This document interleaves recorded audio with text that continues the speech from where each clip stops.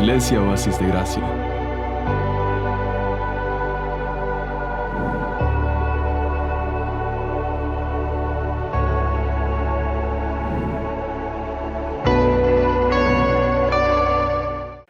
Vamos a abrir nuestras Biblias en el libro de Éxodo, esta mañana, libro de Éxodo, en el capítulo 12 del libro de Éxodo. Éxodo, capítulo 12. Éxodo, capítulo 12.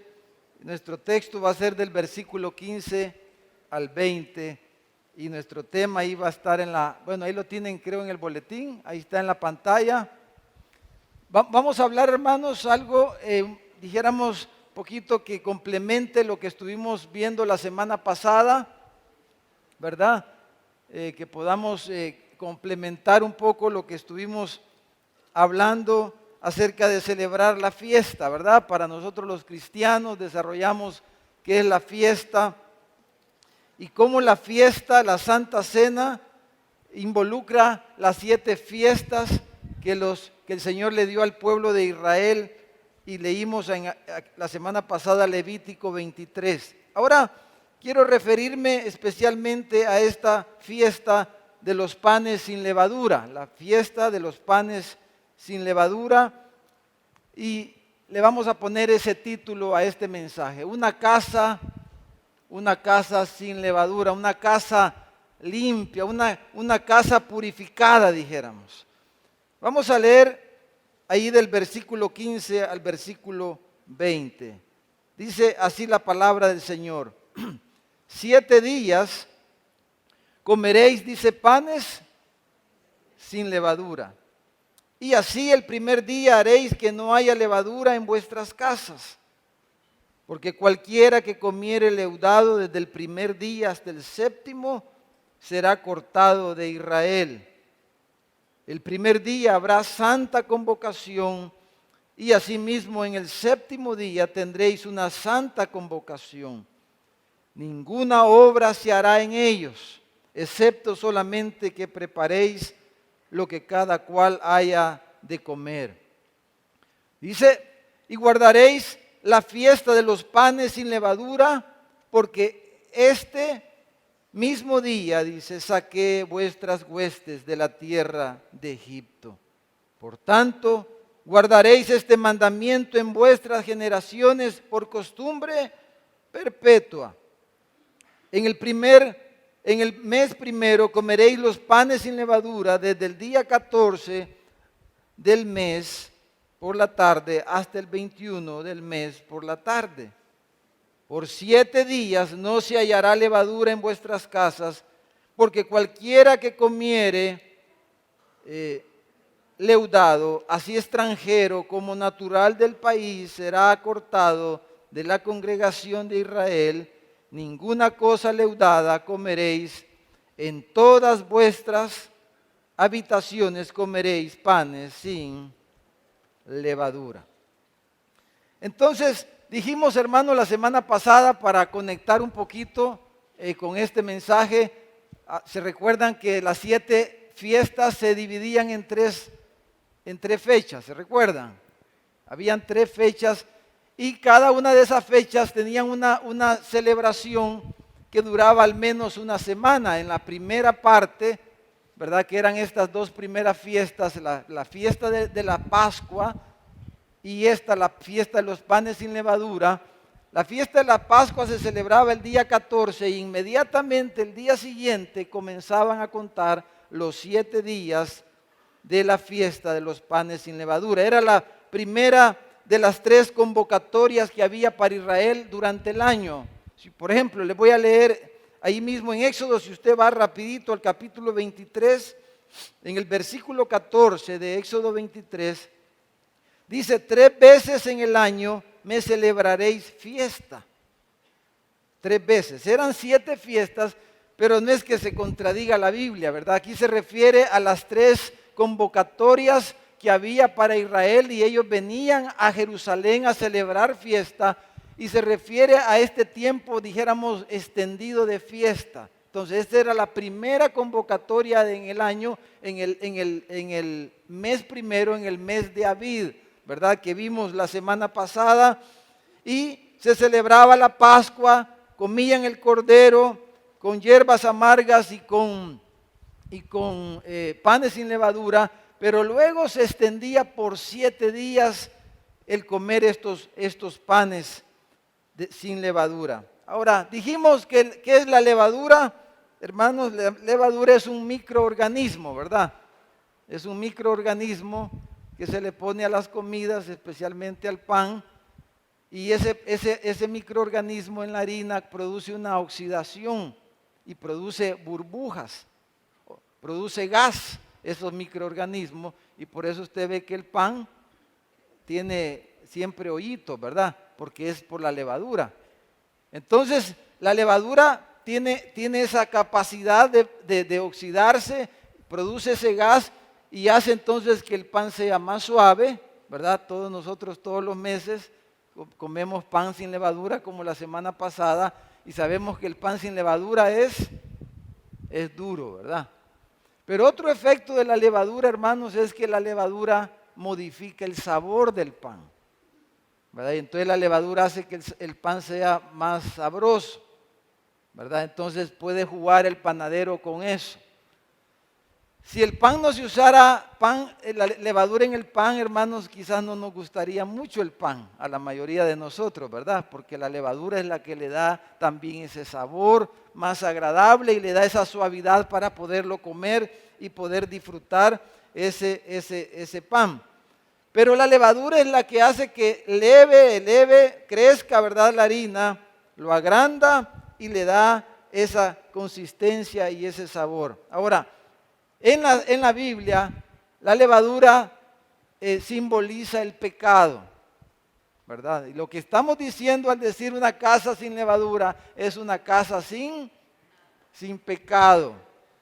Que tengamos casas sin pecado. Ese era el mensaje espiritual, dijéramos, que el Señor quería darle a su pueblo y quería cultivar en su pueblo.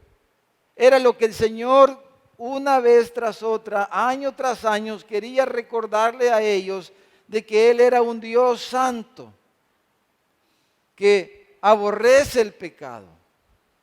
Un Dios santo en el cual no hay maldad, no hay pecado. Un Dios bueno, un Dios íntegro, un Dios perfecto, que aborrece el pecado. Y Él quería que su pueblo recordara eso año tras año, recordara que Él detesta el pecado, que Él es santo, pero que Él quiere que nosotros seamos santos también como Él es santo. Como dijo el apóstol Pedro, ¿verdad? Sed vosotros santos como vuestro Padre que está en los cielos es santo. Él quiere que seamos santos y ese era el punto aquí principal que Él quería. Porque el pecado, hermanos, también a través de este símbolo de la levadura aprendemos que el pecado es algo poderoso, ¿verdad? El pecado, la naturaleza pecaminosa es sumamente poderosa. El pecado, no podemos jugar con el pecado.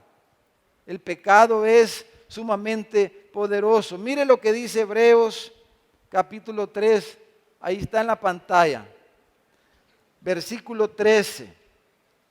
Dice el escritor a los hebreos, antes dice, exhortaos los unos a los otros cada día, ayúdense mutuamente, entre tanto que se dice hoy, como diciendo, mientras hay esperanza, mientras todavía puedes luchar, mientras todavía puedes pelear.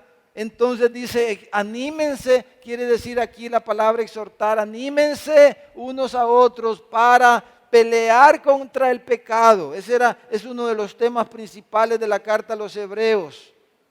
Dice, ¿para qué? Dice, para que ninguno de ustedes se endurezca por el engaño del pecado. Hablaba un día de estos con alguien, hablando de la conciencia y del pecado y cómo el pecado va endurando a las personas, ¿verdad? Por el tema que estábamos tocando los días miércoles de la ideología de género. Cómo el pecado va endurando la conciencia de las personas. Y ustedes oyen los testimonios de los sicarios, por ejemplo, y dice, la primera vez que me tocó matar a alguien, dice, me costó. Me temblaba la mano cuando le iba a disparar, cuando lo iba a matar, a asesinar, pero lo hice, dicen.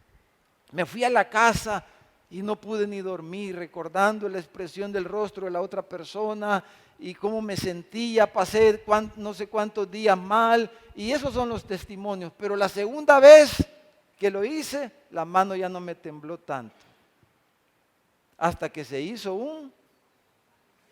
un sicario insensible, un asesino a sueldo, donde ya no sentía ningún tipo de remordimiento. ¿Por qué pasa eso? Porque Dios nos dio la conciencia, ¿verdad? Que es su ley que está escrita en el corazón de toda persona. Y todo niño nace con una conciencia, con esa conciencia de poder discernir entre el bien y el mal, pero el pecado lo va dominando a la persona, a unos más rápidos que a otros, dependiendo de diferentes factores, pero la persona se va endurando al punto en que se vuelve insensible. Entonces las personas se comportan de formas que ni siquiera se da cuenta de que está actuando mal. Se divorcian, no les importan sus hijos, viven para ellos mismos y cosas como esas, porque se endura. Entonces eso es lo que está diciendo el escritor a los hebreos. Exhórtense, anímense unos a otros, ayúdense, para que el pecado no los endure y pierdan la sensibilidad que el Señor nos ha dado. Entonces, el asunto de esta fiesta era que ellos, hermanos, aprendieran estas cosas. Pero quiero esta mañana que veamos juntos a través de esos versículos 5 lecciones. Queremos aprender 5 lecciones en estos versículos con la ayuda del Señor. 5 lecciones, dijéramos, espirituales que podemos aprender a través de la fiesta, de esta fiesta que Dios instituyó para Israel. Nos deja enseñanzas preciosas para nuestra vida cristiana, hermanos, para que limpiemos nuestras casas del pecado. Ahora, esa casa, hermanos, esa casa, pensemos en 3 dimensiones cuando pensamos en la casa, ¿de acuerdo? Número 1, su cuerpo. ¿Casa de quién es su cuerpo? Del Espíritu Santo, ¿verdad? Su cuerpo es casa, es templo del Espíritu Santo. Entonces, pensemos casa, una casa sin levadura, primero pensemos en nosotros mismos, yo, ¿verdad? Mi vida, mi cuerpo, que mi vida esté sin pecado. Dios no quiere el pecado en mi vida, pero número 2, pensemos en la casa donde vivimos, nuestro hogar, donde está nuestro cónyuge, donde están nuestros padres, donde están nuestros hijos, donde está la familia, el hogar en el cual vivimos. Dios quiere una casa sin levadura, sin pecado también. Pero también pensemos, cuando pensemos en casa, pensemos en la casa de Dios. ¿Cuál es la casa de Dios?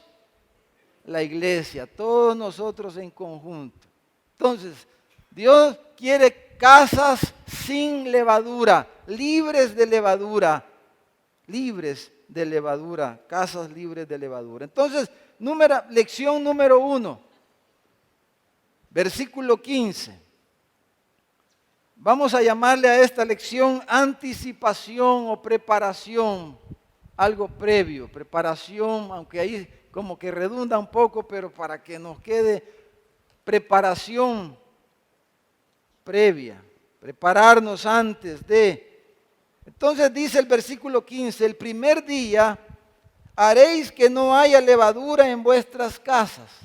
Fíjese, la fiesta iba a durar 7 días, pero el primer día, a la primera hora, al primer minuto que la fiesta, que la celebración comenzaba, la casa debía de estar ya limpia. Entonces eso no se, ustedes saben, ¿verdad? Más si tienen hijos y algo otro que nos cuesta quizás un poco mantener el orden. saben que mantener una casa en orden no es fácil, ¿verdad? Entonces, para que esa casa, ese primer minuto de los 7 días de la semana que se iba a celebrar la fiesta, estuviera sin levadura, ellos tenían que planificar eso antes. Ellos tenían que comenzar a prepararse desde 1, 2 o 3 días antes. Lo más probable es que al menos 2 días antes. Porque acuérdense, el día anterior era la Pascua, donde comían el cordero. Entonces, por lo menos 2 días antes, ellos tenían que preparar la casa, revisarla, y según los comentaristas, ellos eran muy, dijéramos, rigurosos en esto. Era una actividad también cooperativa de los miembros de la casa para lograr, porque tenían que revisar cada cuarto, como ya leímos, cada rincón de la casa, no solo la cocina, pero cada rincón de la casa tenían que revisar, porque no había de haber, pero ni siquiera un poquito de levadura en la casa. Entonces tenían que ir lugar por lugar limpiando y chequeando, porque podía haber, imagínense por ejemplo, se habían comido un pan, ahí un niño quizás, ¿verdad? Se llevó el pan al cuarto, dijéramos, a su habitación, y por ahí se le cayó su pedazo de pan, su migaja de pan, y se le fue debajo de la cama. El pan tenía levadura. Entonces ellos tenían, y según los comentaristas, eran muy rigurosos en el procedimiento, y todos en la casa se involucraban para lograr ese objetivo de que la casa estuviera sin levadura el primer día de la celebración. Entonces, podemos aprender con eso, hermanos, que si hemos de limpiar la casa de pecado, sea su vida, sea su hogar, sea su iglesia, no va a ocurrir eso de manera casual. El pecado no se limpia casualmente, de chiripa, como decimos. Yo pasando iba y yo de casualidad. No, el pecado no se limpia de esa forma. Si vamos a limpiar el pecado, tenemos que hacerlo premeditadamente, planificadamente. Reconocer qué es lo que Dios quiere en nuestras casas, en nuestras vidas. No va a ser por casualidad, porque Dios hizo algo extraordinario. Dios va a obrar, pero usted y yo tenemos que actuar. Tenemos que hacerlo de una manera planificada. Tenemos que planificar nuestra batalla contra el pecado para poderlo vencer, para poderlo abandonar, para poderlo dejar. Y hermanos, y necesitamos también para vencer el pecado la ayuda de otros. El pecado no se vence uno solito. Fíjese, el pecado es poderoso, dijimos, el pecado es adictivo. Después de un año en una casa, hermanos, comiendo todos los días, 3 tiempos al día, y con niños quizás, y el pan que era parte de la dieta diaria de una casa judía, entonces podía haber levadura por todas partes, migajas ¿cómo se llama? Remanentes de lo que ellos habían comido. Ustedes saben lo que pasa cuando uno mueve un mueble, ¿verdad? Y todo lo que se encuentra debajo. Entonces, todo era una cosa exhaustiva. Entonces, el pecado, hermanos, es adictivo. Fíjese bien. Quiero decir esto más antes de pasar a la segunda lección. El pecado es adictivo. Y esta mañana creo que es una buena oportunidad. Si usted está aquí y usted dice, yo he peleado con algunos hábitos pecaminosos que no los he podido vencer. Si hay alguien aquí, si usted está aquí y ha tenido algún hábito pecaminoso, que usted sabe que eso está mal, pero no lo puede dejar, usted ya luchó con eso quizás un poquito, ha orado por eso y no lo puede vencer. Esta mañana vamos a orar por eso. Pero además de orar, le quiero dar 2 consejos. Número 1, tiene que hacer un plan. Si va a vencer esa adicción, tiene que hacer un plan para eso. No es que porque oró allá a la vez, un ratito, no. Para vencer una adicción, los doctores que trabajan en esa área pueden decirlo mejor. Tiene que hacer un plan para eso. Y número 2, tiene que pedir ayuda. Usted solito no va a poder vencer eso. Ya lo intentó. Sea lo que sea. Puede ser pornografía, que está tan de moda, ¿verdad? Hasta los niños con esos aparatitos, ¿verdad? Que se los dejamos a los niños y hacen ellos lo que quieren, conectados a internet y con no sé cuántos gigas de capacidad Entonces necesita ayuda. Si de verdad quiere limpiar ese pecado, usted necesita un plan y necesita ayuda de alguien más, por lo menos de uno más, si no de varios más. Busque ayuda. Número 1. Amén, hermanos. Necesitamos ayuda para vencer. Necesitamos a otro. Lección número 2. Hermanos, reposo. O sea, confiar en Dios, confianza en Dios. Dice el versículo 16, ningún trabajo haréis. Esos 7 días, hermanos, dijéramos era un sabbat extendido. Acuérdense que el sábado era el día de reposo. Todos los sábados ellos tenían, dijéramos, se consagraban y no tenían que trabajar nada. El Señor les enseñó eso. Pero durante estos 7 días, hermano, eran 7 días de descanso, de reposo. Solamente que aquí podían cocinar, prepararse los alimentos, pero no tenían que, en primer lugar, abrir sus negocios. Ay, hermano, ¿qué voy a comer? Si no voy a trabajar, no como, hermano. Si así dice la Biblia, sí, también así dice. Ay, hermano, mire, si el mejor día es el sábado, hermano. ¿Cómo voy a dejar de abrir el negocio? ¿Cómo voy a ir a la oficina, a la clínica? Hermano, mire, si cada horita yo gano $100, cada hora que no trabaje son tantos dólares menos. Y el Señor les dijo a su pueblo, porque este era el pueblo de Dios, les dijo, por 7 días no van a hacer nada. Les voy a dar vacaciones. Qué lindo, ¿verdad? Pero esas vacaciones eran con sueldo, hermano. Porque hoy le cantamos al Señor, oh, tu fidelidad. Ellos no tenían que hacer nada, descansar esos 7 días. Entonces, ¿qué era lo que Dios quería enseñarles a través de eso? Que ellos no dependían de ellos mismos. Amén, hermanos. Que ellos dependían de su Dios.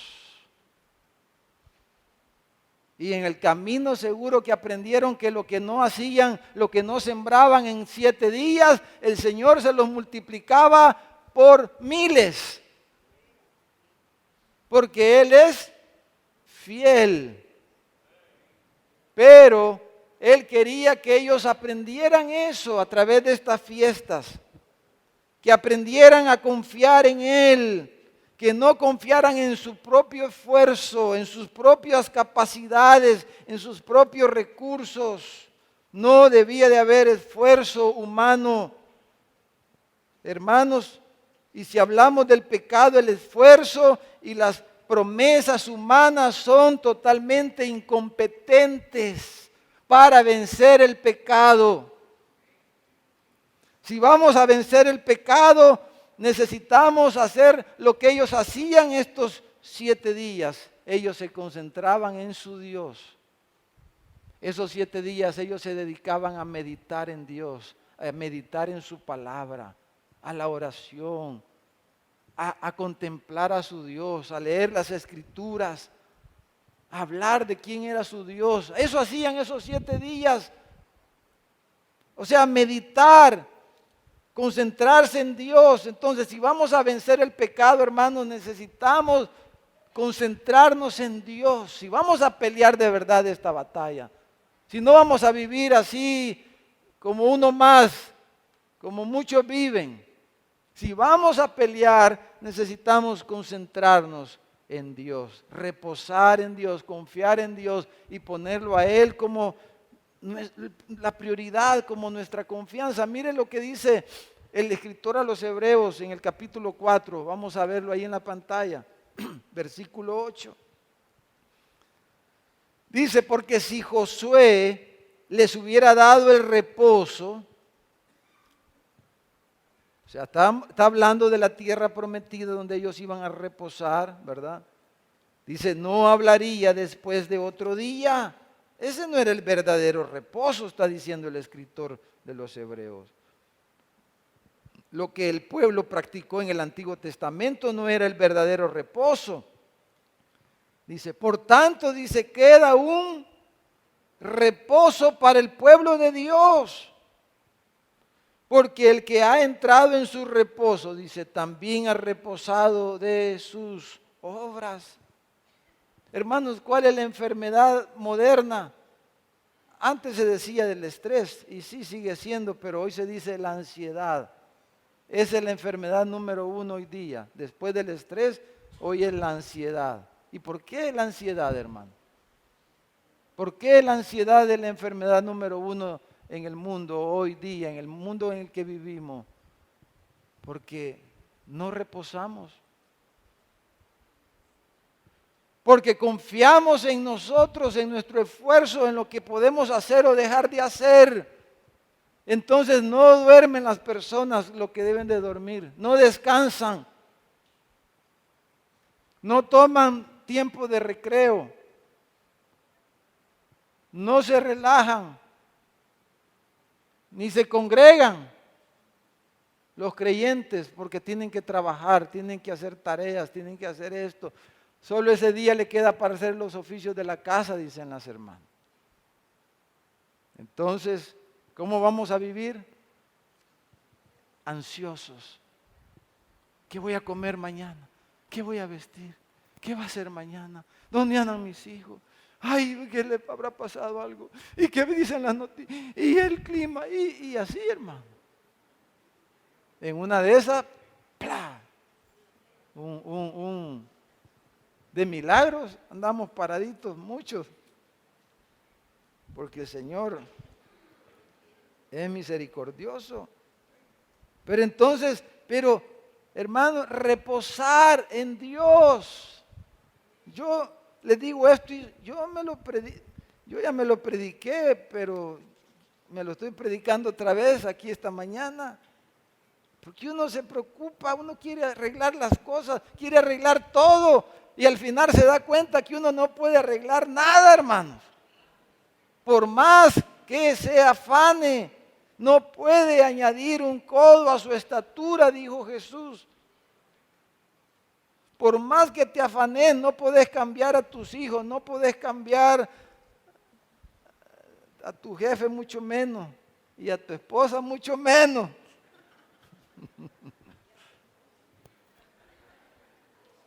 Tenés que cambiar tú primero. ¿Quieres cambiarla a ella? ¿Quieres cambiarlo a él? Cambia tú primero. Tenemos que cambiar. Nosotros sí. Eso es lo primero que vimos. Entonces Pablo dice a los colosenses, dice todas esas cosas de no manejes, ni gustes, ni toques. Todo eso dice conformidad a mandamientos y doctrinas de hombres, dice. Todas esas cosas se destruyen con el uso, no tienen poder contra el pecado. Entonces, lección número 3, versículo 17. Versículo 17, lección número 3, hermano. Era un memorial. Dice el versículo 17, Dice, lo van a hacer, dice, estos días, porque en este mismo día, dice, saqué vuestras huestes de la tierra de Egipto. Entonces, hermano, fíjese, la memoria, ¿verdad? Es algo fundamental en todo proceso de enseñanza, aprendizaje. ¿Cómo se llaman las personas que se enferman y empiezan a perder la memoria? Alzheimer. ¿Quién quiere tener Alzheimer? Levante la mano. Nadie, ¿verdad? Pero hemos visto personas con Alzheimer o personas que en un accidente pierden la memoria. Qué difícil es eso, ¿verdad? Qué terrible. Perder la memoria, hermanos, es dejar de ser, es como no existir.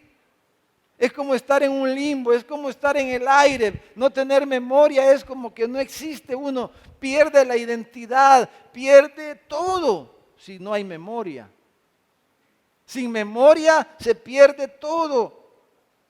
Entonces, sin memoria, hermanos, la ausencia, pérdida de esto está asociado siempre con una enfermedad o con una disfunción del cerebro, con problemas mentales.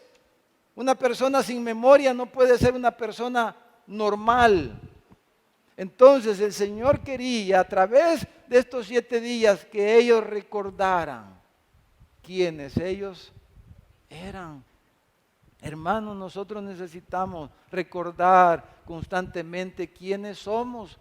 Si usted es un hijo de Dios, si usted ha creído el Evangelio del Señor Jesucristo, eso es lo primero que tenemos que recordar cada vez que enfrentamos un problema, que enfrentamos una prueba, que enfrentamos una dificultad, que enfrentamos cualquier cosa, amado hermano. Lo primero que tenemos que recordar es quiénes somos, quién es nuestro Dios, lo que Él ha hecho por usted, por mí, lo que Él ha hecho por nosotros. Es lo primero que tenemos que hacer. Ahora mismo usted puede estar enfrentando una situación difícil, pero lo primero que tenemos que recordar es quiénes somos como hijos de Dios y quién es nuestro Dios. Entonces ellos a través de esta fiesta recordaban su salida gloriosa de Egipto, cómo Dios los sacó con brazo fuerte y con mano poderosa. Plagas vinieron sobre Egipto, la potencia mundial de aquel momento. Dios destruyó esa nación, destruyó ese imperio, destruyó ese ejército, porque Dios sacó a su pueblo con mano poderosa. Ellos tenían que recordar eso cada vez, cada año en esta fiesta. Durante esos 7 días, les dice el Señor, ustedes van a recordar cómo yo los liberé. Lo que yo he hecho contigo. Todo lo que he hecho con tu vida, con tus hijos, con tu familia. ¿Quién he sido yo para ti? Todo eso.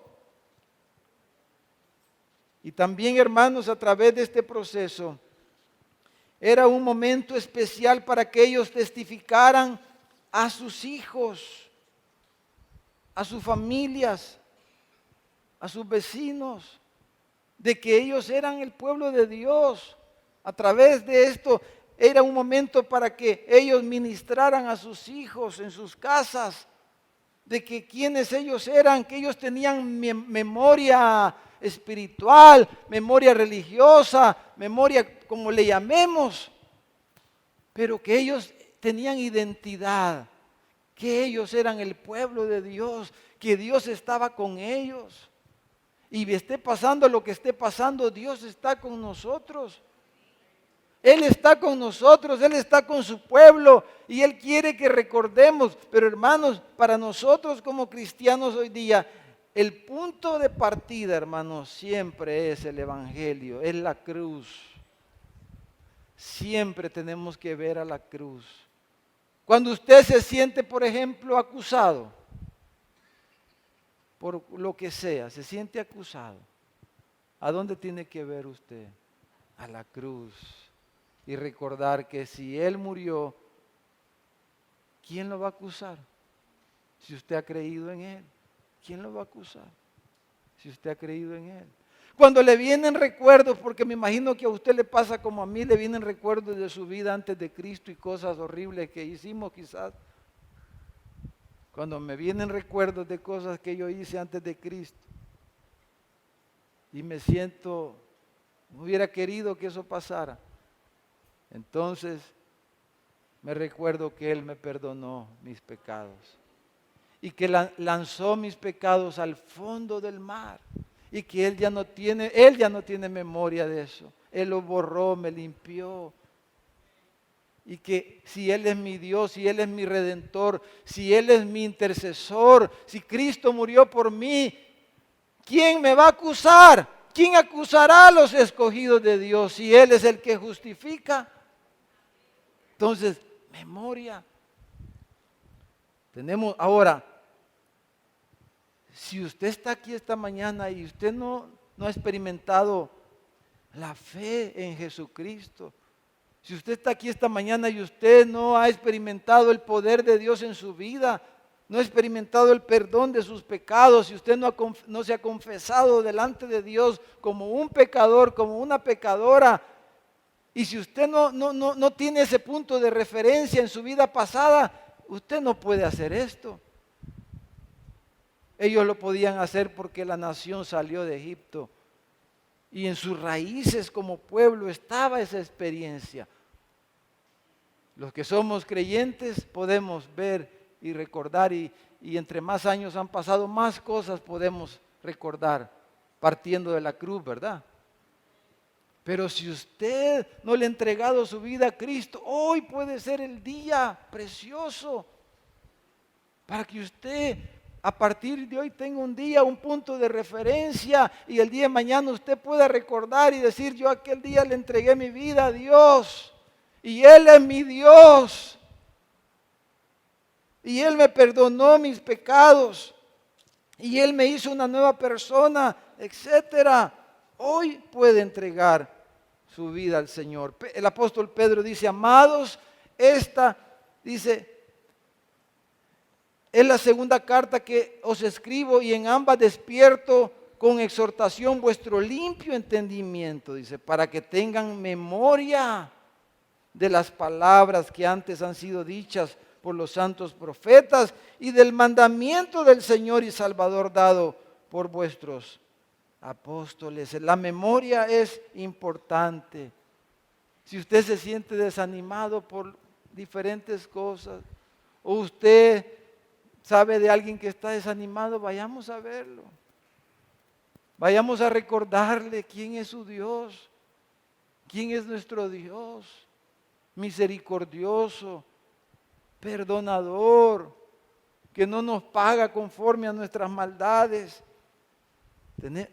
Podemos hacer eso. Lección número 4, hermano.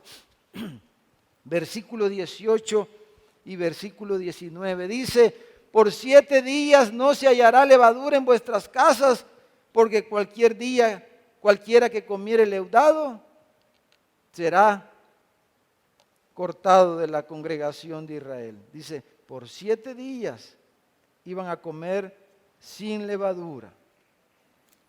Hermano, mire, esto era algo así como decirle a un santaneco que va a dejar de comer pan dulce, hermano.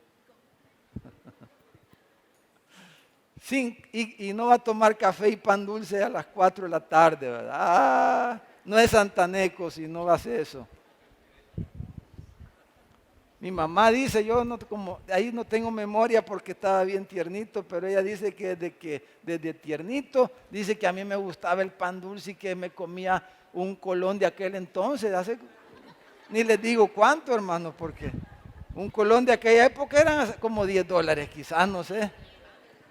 Pero yo creo que ella me metía, hermano, para sembrar la cultura santaneca, ¿verdad? De que imagínense pasar una semana comiendo solo pan sin levadura. ¿Creen que era algo agradable, hermano? Al paladar, no era agradable. No era algo agradable eso, para nada era agradable. Entonces, ¿qué es lo que el Señor estaba también enseñándoles a través de esto, hermano? Bueno, la abstinencia, el dominio propio.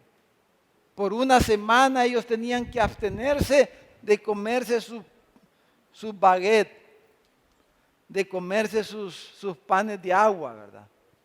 De comerse sus croissants, de comerse su pancito de dulce especial de la panadería, ¿cómo se llama allá de la lucha? Dicen, no, pero allá en Chalchuapa se llama de otra forma. Entonces, y todo eso tenían que abstenerse por una semana. Si a veces el doctor le dice a la persona, tenés que dejar de comer esto, y dice la persona, mejor me muero, pero me voy a morir comiendo, dice. Pero yo dejar de comer no puedo porque mi estomaguito, ay, es que es mi rey, ¿verdad? Es mi Dios, yo le tengo que dar gusto. Entonces ellos 7 días, hermano. Imagínense los niños, qué lindo, hermano. Piense un poco, los niños, vaya, uno de grande, bueno, más difícil quizás, no sé, pero los niños en su formación espiritual, en su formación, qué lindo. Ellos cuando llegaban a grandes ya no les costaba abstenerse de otras cosas. Ellos aprendían a abstenerse, desarrollaban esa capacidad de practicar la abstinencia. Y eso usted lo lleva a otras áreas como el área sexual. Abstinencia. Ay, hermano, eso es más difícil, dirá alguien. Entonces, dominio propio, que es un fruto del Espíritu Santo. Entonces no era algo tan agradable para la carne, hermanos. No era algo agradable para la carne, ¿verdad? Pero ellos aprendían la abstinencia para poder, acuérdese, vencer el pecado. Una persona no puede vencer el pecado si no desarrolla la capacidad de abstinencia. Como el que dice, yo no tengo pelos en la lengua. O sea, como quien dice, yo no me abstengo de decirle su par de cosas a alguien. No puedo. Mi lengua está tan suelta que Dios me guarde y Dios me libre, ¿verdad? No puedo detenerla para decir, soy mentiroso. Ay, hermano, es que mire qué rico es mentir, dice alguien. Si yo sin pensar estoy, sin necesidadmiento, dicen ya los mentirosos empedernidos. Sin necesidadmiento. Es que es tan bonito cuando le veo la cara al otro, ¿verdad? Que le estoy diciendo una mentira y él se la cree. Lo hago sufrir. Y todas esas cosas que nos gustan hacer muchas veces. Entonces, hermano, cosas que necesitamos sacar de nuestras vidas. ¿Cómo las vamos a sacar si no tenemos capacidad de abstinencia, hermano? Si hasta el doctor nos ha dado pena de muerte prácticamente y seguimos comiendo. Ay, me meto una inyección de insulina, le dice. Con el perdón, porque quizás vemos, o hay varios aquí que tienen problemas de diabetes, ¿verdad? Pero es un ejemplo. La mayoría de personas diabéticas tienen la número 2, ¿verdad? La diabetes número 2, tipo 2 que le llaman. Que esa se cura con la dieta. ¿Y por qué no se cura la gente? Porque no hacen caso. ¿Y cuál es el problema? No hay capacidad de decirle no a algo, de metérselo a la boca, o de metérselo a los oídos, o metérselo a los ojos.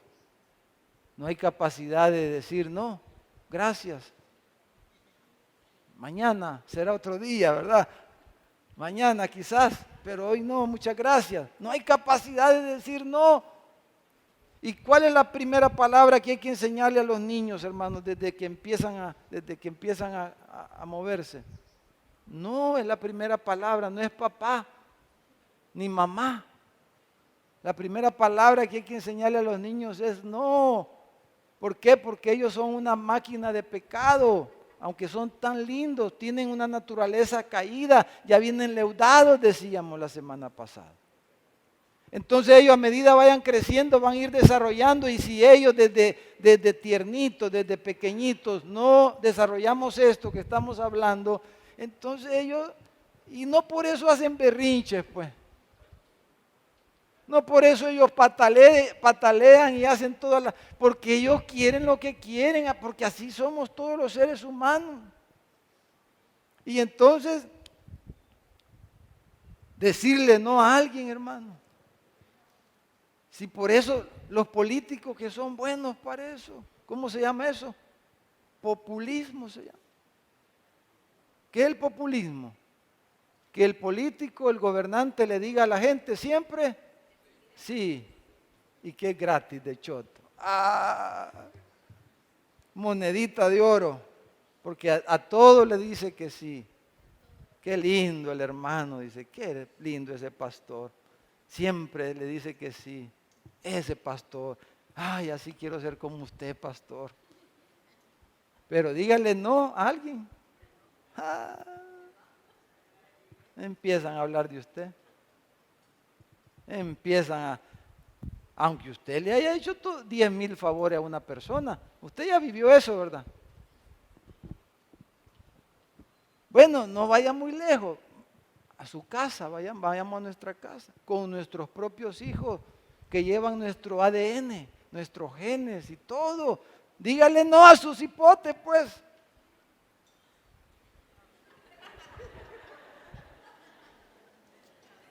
Me voy a ir a hacer examen de ADN, dice, porque yo creo que no soy tu hijo, dice. Y empiezan a chantajear al papá, ¿verdad? A la mamá. Todo eso. ¿Por qué? Eso es en todas partes, hermano. Ese es el corazón. Entonces, mire qué lindo el Señor. 7 días los tenía con panes sin levadura. Ay, hermano, necesitamos a nuestros niños educarlos, hacerles horario, necesitamos hacerles rutina, todo lo que los mismos médicos, los pediatras enseñan. Y número 5, hermanos, versículo 20, lección número 5. Es algo integral, algo completo. Dice el versículo 20, que en todas vuestras habitaciones, dice. Puede referirse a cualquier lugar donde estuvieran viviendo cuando se celebraba los panes sin levadura. Podríamos tomarlo como cada parte de la casa, ¿verdad? Pero la cosa es que está diciendo siempre y completo, no un poquito o un lugar.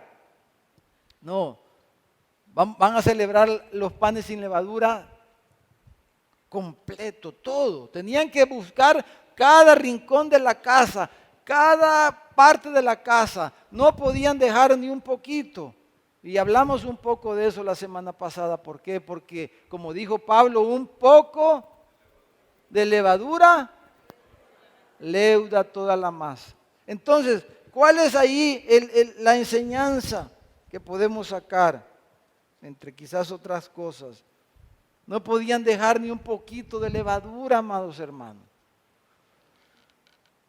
Porque un poquito de levadura puede ser desastroso.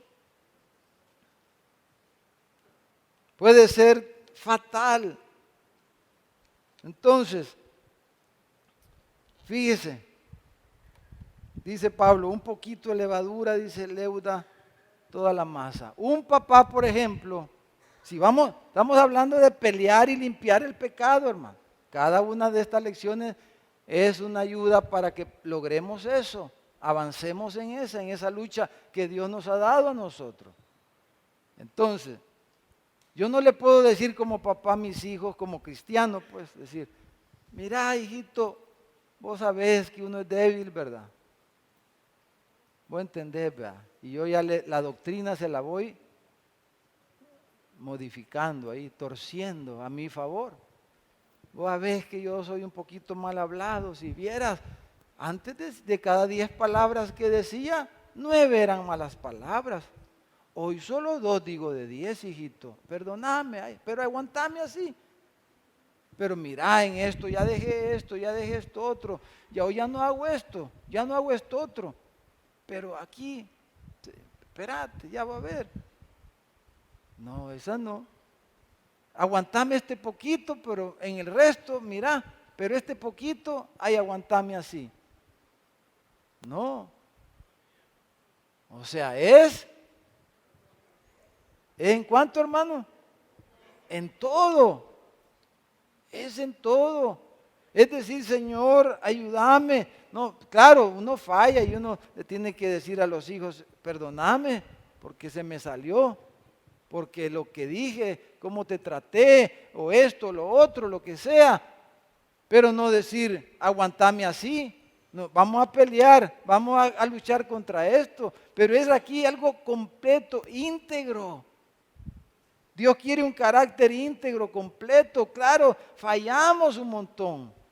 Pero digo, estamos hablando del punto de partida, de no tomar una posición cómoda, de decir, ay, esto lo vamos a aguantar, esto lo vamos a dejar para después, porque ya aquí ya mejoramos en esto, y esto otro, ahí vamos a esperarnos. No. Mire lo que le dijo Pablo a los Gálatas, lo vamos a poner ahí en la pantalla.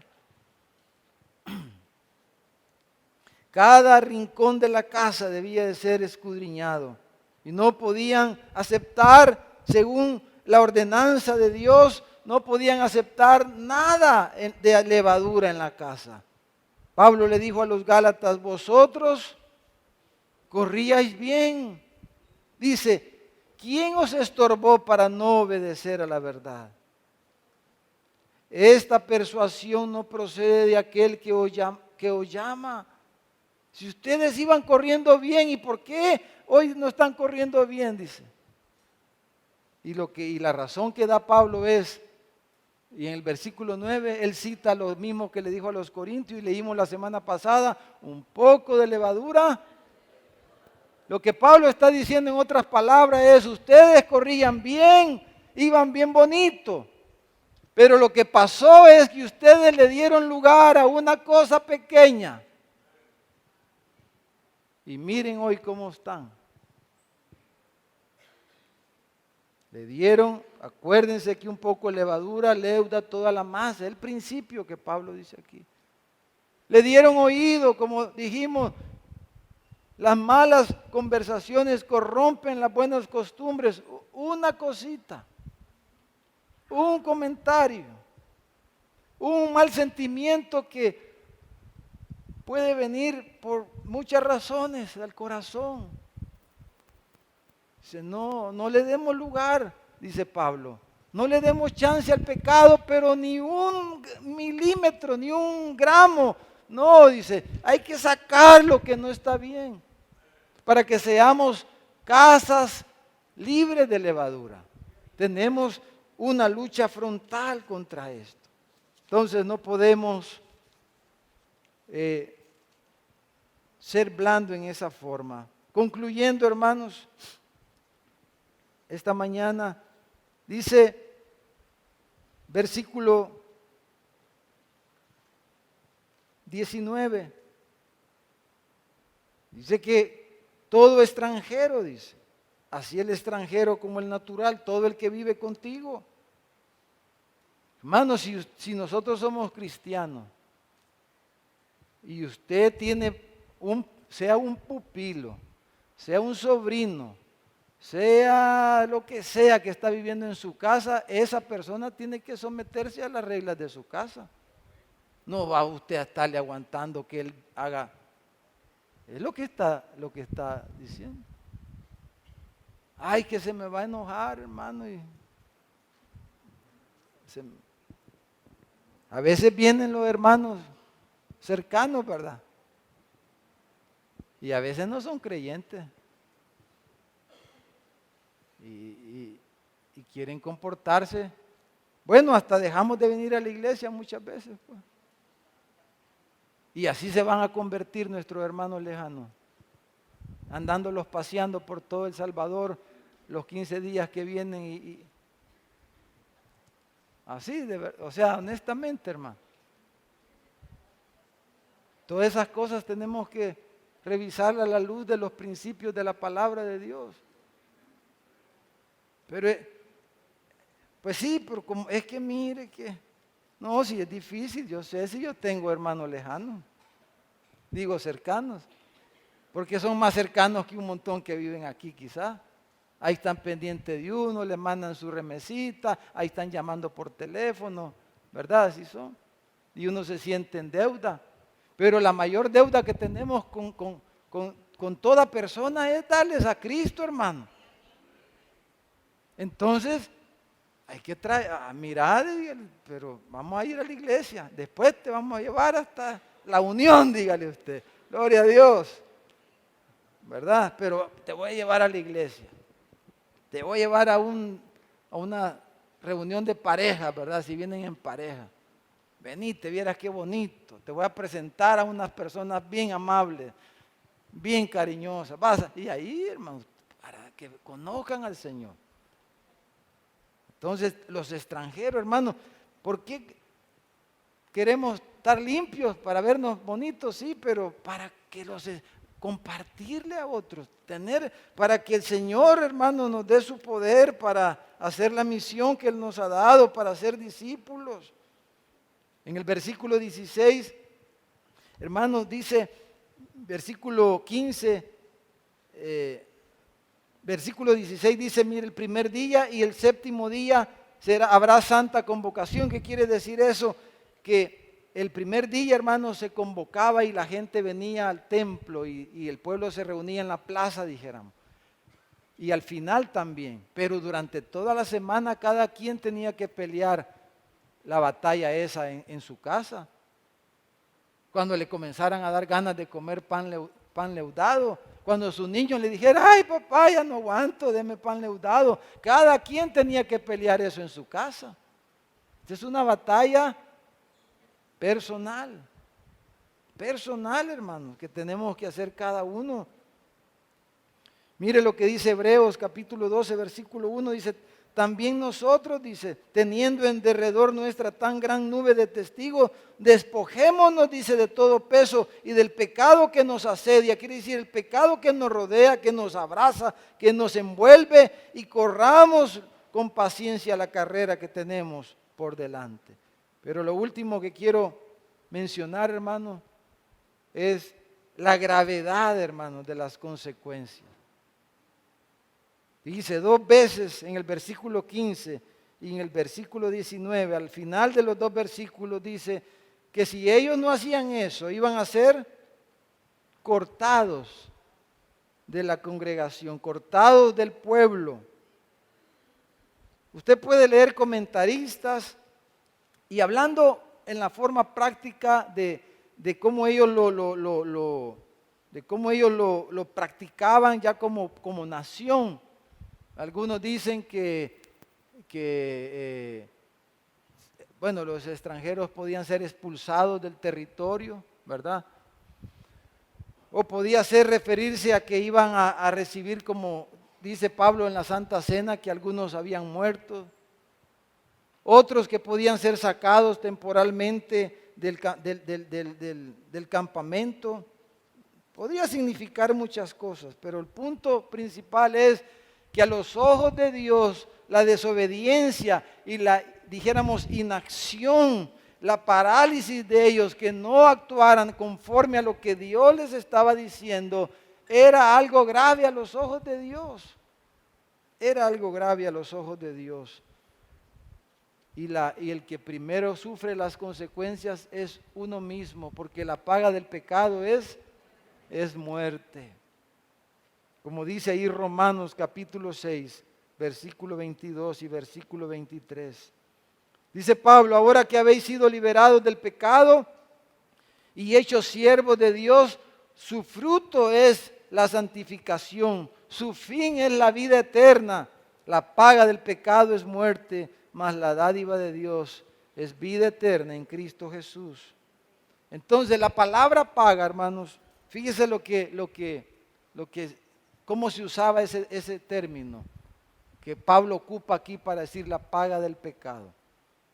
La paga, se usaba esa palabra cuando se escribe romano, para referirse a la paga de un soldado. La paga de un soldado que iba a la guerra. Por eso le gustaban las guerras. Usted ha visto eso en las películas. Por eso le gustaban las guerras a los reyes y a los ejércitos. Porque si ganaban, se hacían ricos muchas veces, ¿verdad? Con lo que despojaban. Y entonces el soldado él recibía una promesa del rey de que al regresar de la batalla iba a recibir su paga. Entonces, la ilustración en alguna manera que Pablo está diciendo es que el pecado representa como un rey, un poderoso monarca, un príncipe tiránico. Es el pecado. Los pecadores somos sus súbditos, somos sus vasallos, sus sirvientes, sus soldados a sueldo. Pero nos va a pagar, hermanos, con la muerte. Esa es la paga para los que se entregan a una vida licenciosa, una vida sin Dios, una vida desenfrenada, una vida sin todo lo que hemos mencionado ya esta mañana. La paga del pecado es la muerte. Pero la dádiva de Dios en Cristo Jesús es vida eterna. ¿Cuántos queremos pelear esta batalla, hermanos? ¿Cuántos queremos limpiar nuestra casa esta mañana? ¿Qué tal si le damos un aplauso a nuestro Dios? Le damos gracias.